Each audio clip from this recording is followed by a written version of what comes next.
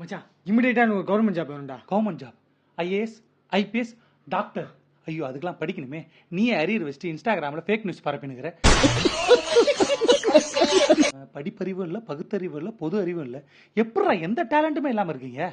எந்த மனுஷனுக்கும் கண்டிப்பா ஏதாவது ஒரு டேலண்ட் இருக்கும். மச்சான் உனக்கு ஜோசியம் பார்க்க தெரியல?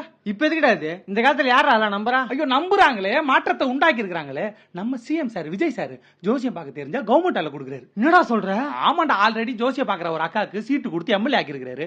அவர் கூட இருக்கிற ஜோசியக்காருக்கு திடீர்னு ஒரு அப்பாயின்மெண்ட் ஆர்டர் கொடுத்து சிறப்பு அதிகாரி ஆகிட்டாரு. அவங்களுக்கு எல்லாம் பண்றவர் உங்களுக்கு பண்ண மாட்டாரா? அவங்க கட்சிக்காரரு, அவருக்காக ஓட்டு போட்ட, இப்ப கூட இன்ஸ்டாகிராம்ல அவருக்காக ஃபேக் நியூஸ் பார்ப்பற, உனக்கு செய்ய மாட்டாரா மச்சான்?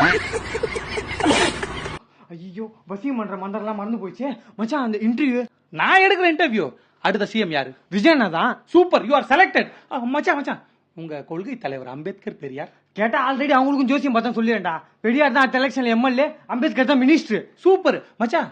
அந்த ஹார்ட் அட்டாக் மந்திரம் ஓம் புஷ்பராய நமக, தோம் புஷ்பராய நமக, தோம் புஷ்பராய நமக.